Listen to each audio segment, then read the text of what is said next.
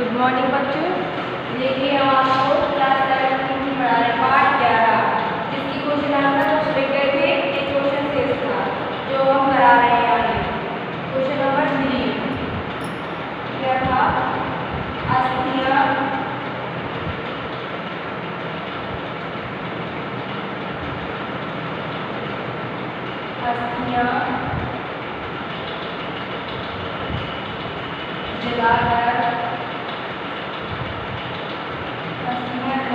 चिंगारी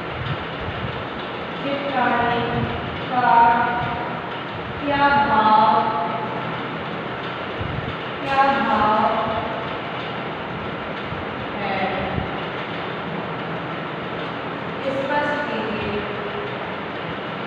स्पष्ट कीजिए। उत्तर: अस्थियां जलाकर चिंगारी छिटकाने का क्या भाव है? स्पष्ट कीजिए। तो अस्थियां जलाकर, अब आगे देखिए उत्तर, अस्थियां जलाकर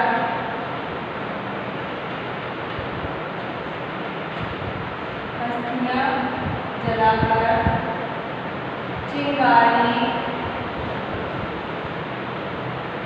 छिटकाने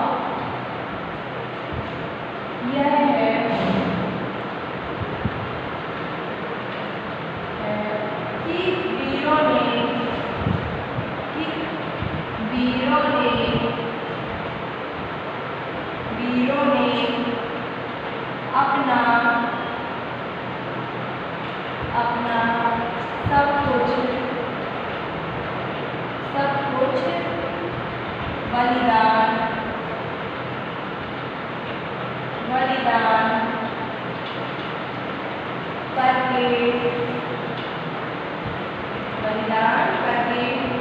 ने अपना सब कुछ बलिदान करके लोगों में क्रांति की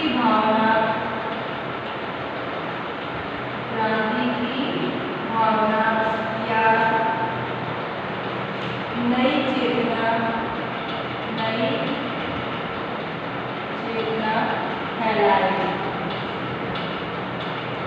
नई चेतना फैलाई। क्या है? अस्थियां जलाकर चिंगारी छिटकाने का भाव यह है कि वीरों ने अपना सब कुछ बलिदान करके लोगों में क्रांति की भावना या नई चेतना फैलाई। आपके क्वेश्चन आंसर पूरे हो गए। अब है आपका अभ्यास कार्य। अब हम आपको अभ्यास कार्य पढ़ाएंगे। देखिए अभ्यास कार्य का पहला क्वेश्चन है, नीचे महापुरुषों के जो नाम दिए हैं उनका पूरा नाम लिखना है। जैसे कि एक साइड आप लिखेंगे उपनाम, एक साइड लिखेंगे पूरा नाम।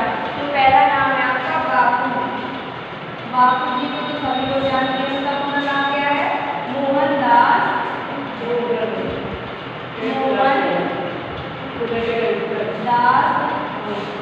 करमचंद गांधी।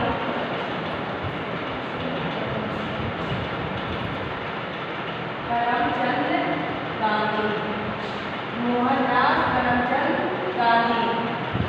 अब अगला है आपका देशबंधु। अगला है देशबंधु।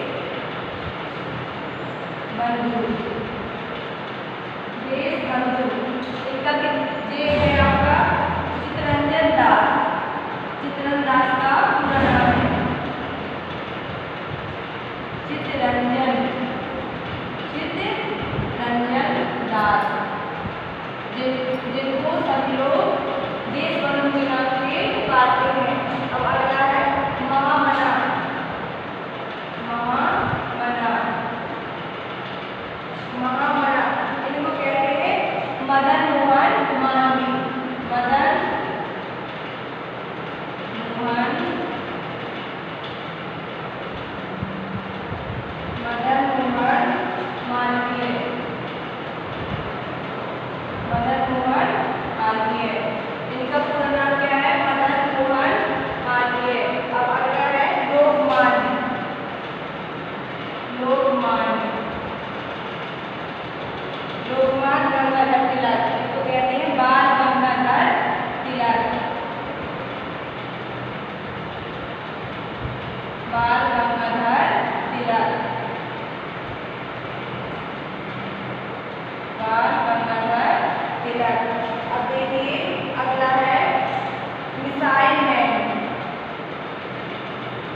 Missile man. इनका पूरा नाम है एपीजे अब्दुल कलाम। एपीजे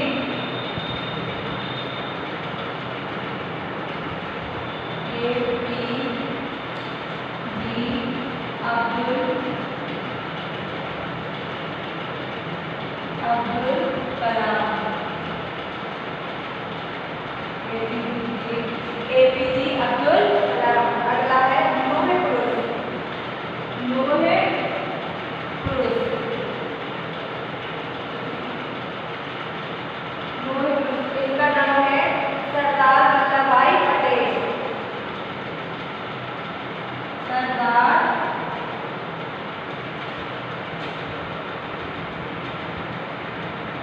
वल्लभ भाई पटेल। सरदार वल्लभ भाई पटेल। देखिए जिनके उपनाम है, जिनके पूरे नाम बापू जी को कहते हैं मोहनदास करमचंद गांधी। देशबंधु जी जिनका नाम है चित्तरंजन दास। महामना मदन मोहन मालवीय। लोकमान्य का पूरा नाम है बाल गंगाधर तिलक। मिसाइल मैन का एपीजे अब्दुल कलाम। लोहे पुरुष का सरदार वल्लभ भाई पटेल। अब देखिए अगला क्वेश्चन। देखिए अगला क्वेश्चन है आपका क्वेश्चन नंबर 2। नीचे दिए गए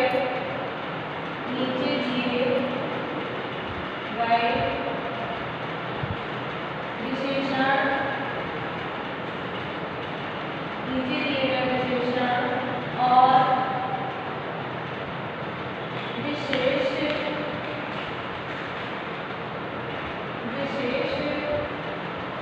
का मिलान कीजिए। एक साइड लिखेंगे आप लोग विशेषण पर विशेषण शब्द। विशेषण का एक साइड लिखेंगे हम विशेष के शब्द। विशेष अब हम आपको इसकी बनाए करके बताएंगे। देखिए पहला सहमी। सहमी का विशेष शब्द क्या होगा? धरती। मतलब इसको मिलान करना है, हम आपको सीधे मिलान करके बता रहे हैं। सहमी धरती। सहमी धरती। इस साइड है विशेषण में लाल। लाल क्या है? सिखाएं। लाल सिखाएं। लाल सिखाएं। पुण्य। अगला है पुण्य। पुण्य की विशेष क्या होगा? बेरी। पुण्य बेरी। नेक्स्ट है लघु। लघु दीप। लघु का विशेष क्या है? दीप। ये आपके मिलान पूरे हुए हैं। अब अगला क्वेश्चन है पर्यायवाची शब्द लिखना है। Question number 3। दिए गए शब्दों के दो पर्यायवाची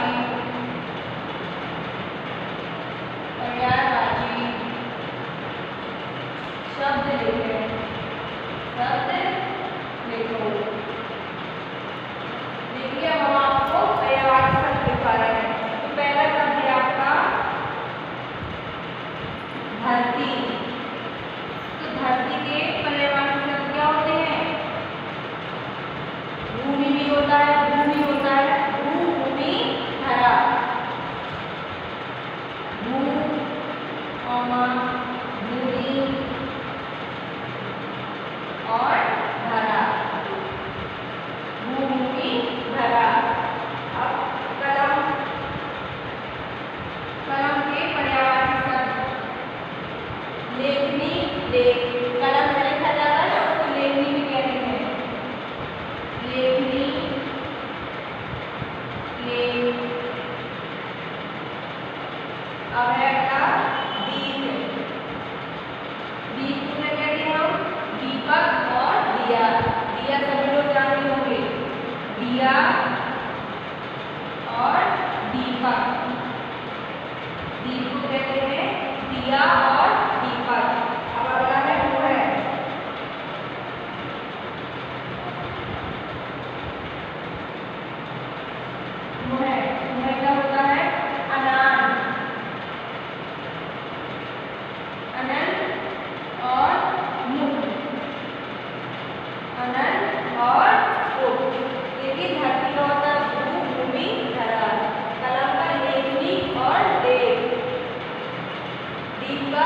दिया, दीपक, का अनंत और लोक। आपके पढ़ने वाले सब पूरे हो गए हैं। अब है आपका मुहावरे। क्वेश्चन नंबर 4 में मुहावरा। देखिए आपका लेसन समाप्त हो गया है। अब हम आपको होमवर्क देंगे, अगले लेसन का होमवर्क। अब देखिए बच्चों, हम आपको अगला लेसन पाठ 12, अगला पाठ क्या है 12, सुभाष चंद्र बोस के उद्बोधन, मतलब उनकी भाषण है। सुभाष चंद्र बोस के भाषण जो हम आपको होमवर्क के लिए अगला लेसन पढ़ा रहे हैं। देखिए, सुभाष चंद्र बोस सच्चे देशभक्त थे। जो आपके वीर जवान नेता हैं सुभाष चंद्र बोस, वह एक अच्छे देशभक्त नेता थे। वो अपने देश के लिए सब कुछ करते थे। उनका केवल एक ही लक्ष्य था, सुभाष चंद्र बोस का केवल एक ही लक्ष्य था, भारत से अंग्रेज़ों को बाहर करना। भारत से अंग्रेज़ों को बाहर निकालना उनका एक ही लक्ष्य था कि जो अंग्रेज़ है हमारे देश में राज कर रहे हैं उनको बाहर निकालना और अपने देश तथा देशवासियों की गुलामी को बेड़ियों से तोड़कर स्वाधीनता का उपहार देना। और उनका यह लक्ष्य था कि जो हमारे देशवासी हैं अंग्रेज़ों के गुलाम, उनको इसकी चंगुल से बाहर निकालना, अर्थात उनको आज़ाद करना और स्वाधीनता का उपहार देना, मतलब उनके लिए स्वाधीनता का उपहार देना था। सुभाष चंद्र बोस नेताजी के नाम से प्रसिद्ध थे। सुभाष चंद्र बोस को सभी लोग नेताजी के नाम से जानते हैं। सुभाष चंद्र बोस को सभी लोग नेताजी के नाम से जानते हैं। उन्होंने बर्मा, जापान आदि देशों में रहने वाले भारतीयों को एकत्र कर आज़ाद हिंद फौज की स्थापना की। सुभाष चंद्र बोस ने बर्मा एक वहाँ जगह का नाम है, म्यांमार आपने सुना हो देश, उस जगह का नाम है म्यांमार, जापान मतलब आदि देशों में रहने वाले भारतीयों को एकत्र किया और उनको आज़ाद हिंद फौज की स्थापना की। उन्होंने आज़ाद हिंद फौज की स्थापना की। आज़ादी का बिगुल फूंका और उन्होंने आज़ादी का संदेश भेजा सभी को। उन्होंने विभिन्न अवसरों पर अपने ओजस्वी भाषणों के द्वारा लोगों को प्रेरणा प्रदान की।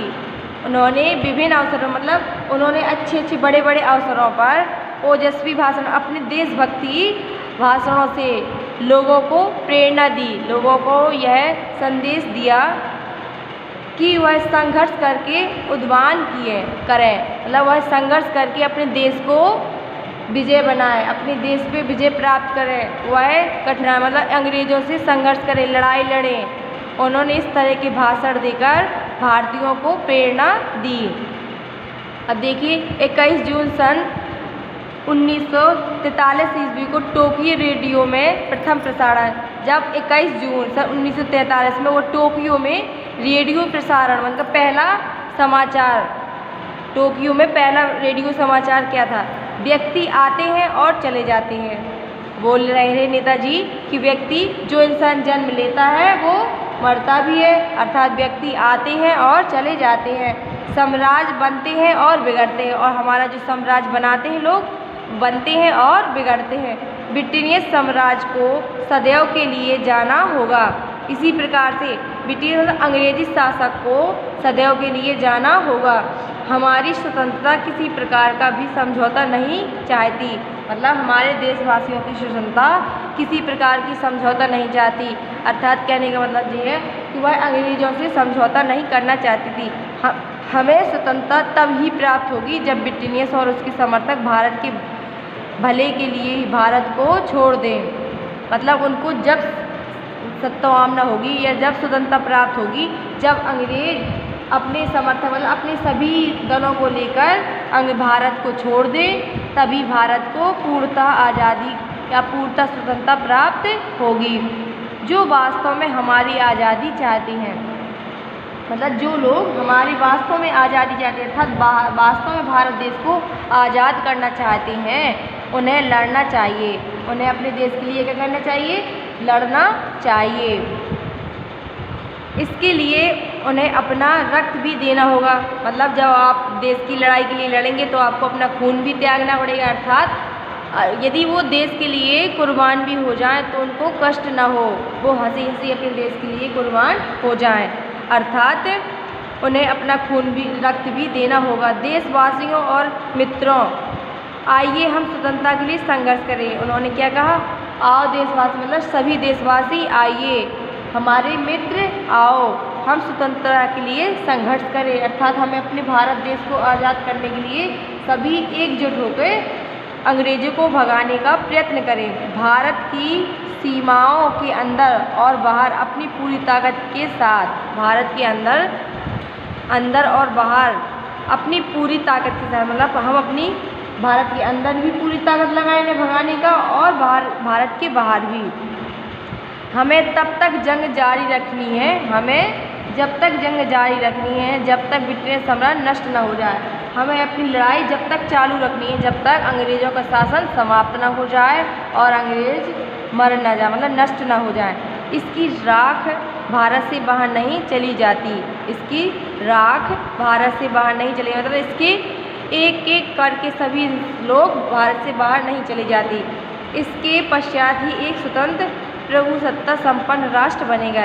यदि ऐसा होने के बाद हमारा देश, तभी हमारा देश स्वतंत्र होगा और हमारे देश के राष्ट्र प्रभुसत्ता संपन्न राष्ट्र बनेगा, एक अच्छा स्वतंत्र देश बनेगा। जब तक इस अंग्रेज नहीं जाएंगे, अंग्रेज अपना गुलामी यहीं करते रहेंगे और हम लोगों से समझौता कर लेंगे, तब तक हमारा देश एक संपूर्ण स्वतंत्र देश नहीं बनेगा। इसलिए उन्होंने इस तरह के प्रसारण किया। देखिए आज के लिए आपका इतना ही होमवर्क है, अब इसके आगे आपको कल पढ़ाएंगे।